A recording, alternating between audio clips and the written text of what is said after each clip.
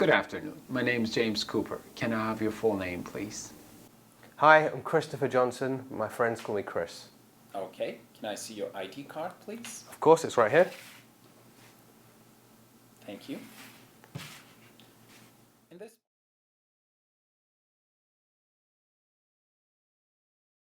this part, I'd like to ask you some questions about yourself. So first of all, let's talk about what you do.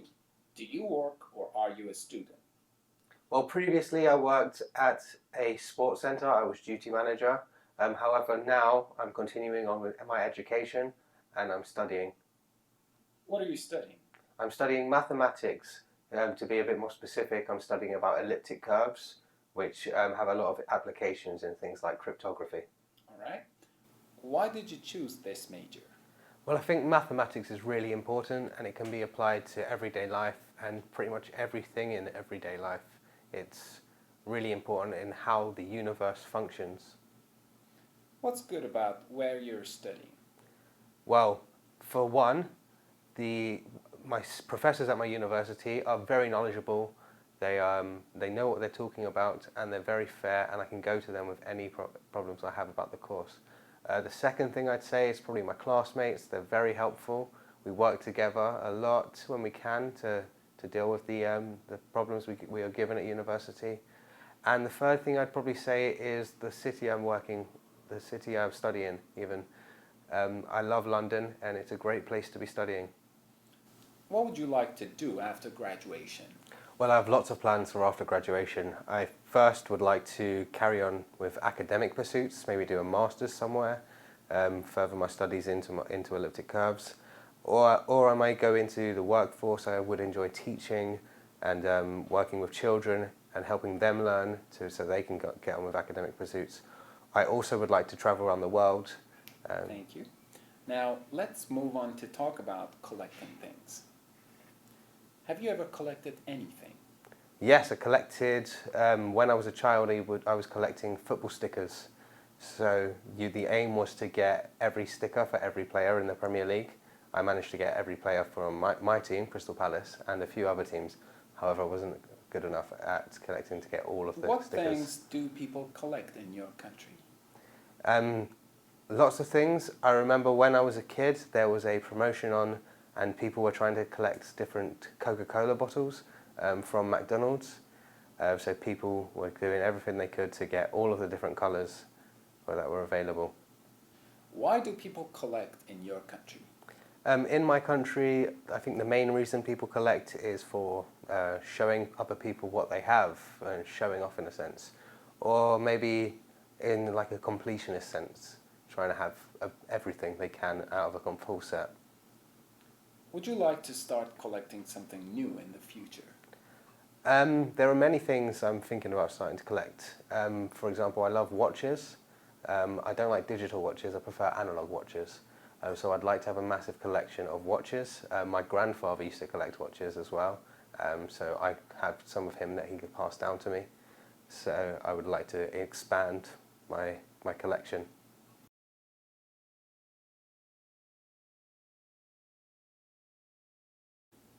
Okay, now I'm going to give you a topic and I'd like you to talk about it for 1 to 2 minutes. Before you talk, you have 1 minute to think about what you're going to say and make notes if you wish. I would like you to talk about your childhood home. Here's your topic card and here's paper and pencil to make notes. Okay. You have 1 to 2 minutes for this, so don't worry if I stop you. I'll tell you when the time is up. So can you start speaking now, please? Okay, so my childhood home is an old Victorian house in a part of London known as South Norwood, which is South London. My house was built onto a hill, so the house had many floors. It had 5 floors, but the floors were more half floors than full floors.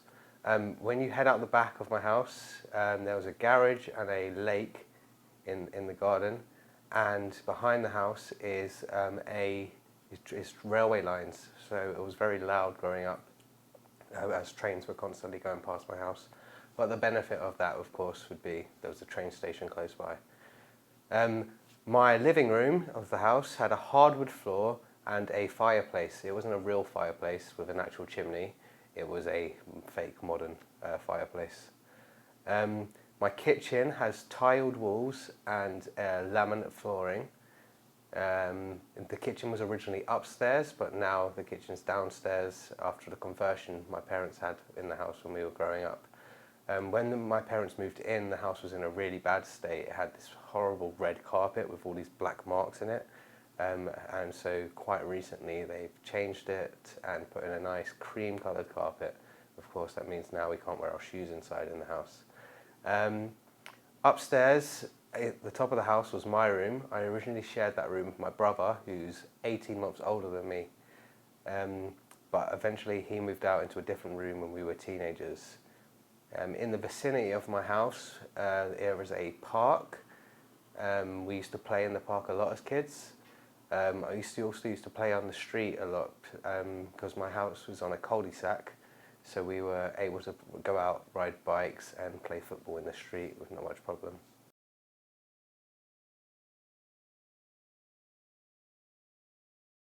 Okay, we've been talking about your childhood home, and now I'd like to discuss with you one or two more general questions related to this.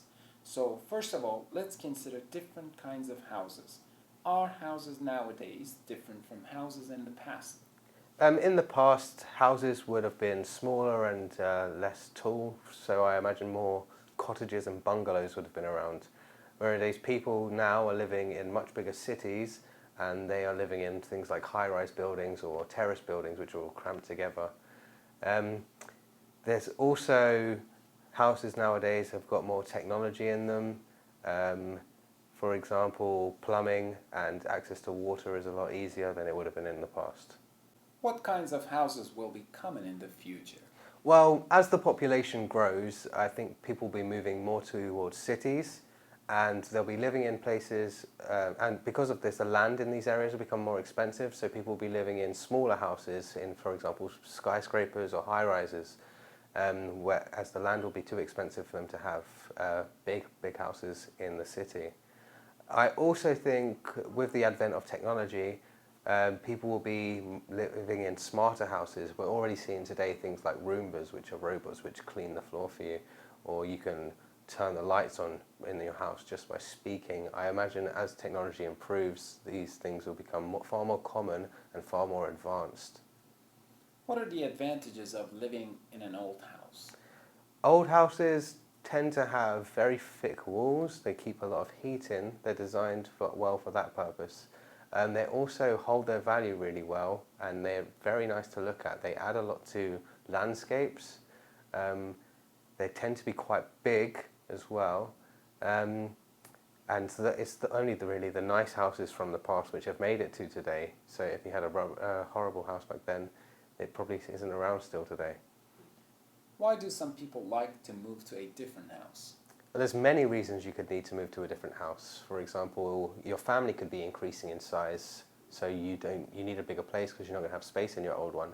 It could just be a matter of money. If you make more money, you might want a nicer house now. It could be you want to move to a new city or even a new country. And if that's the case, you can't exactly take your house with you if it's so far away. Actually have seen some houses being moved though in places like Canada. I've seen pictures on the internet of people sawing a house in half and then just driving it to a new place. Thank you. This is the end of your speaking test.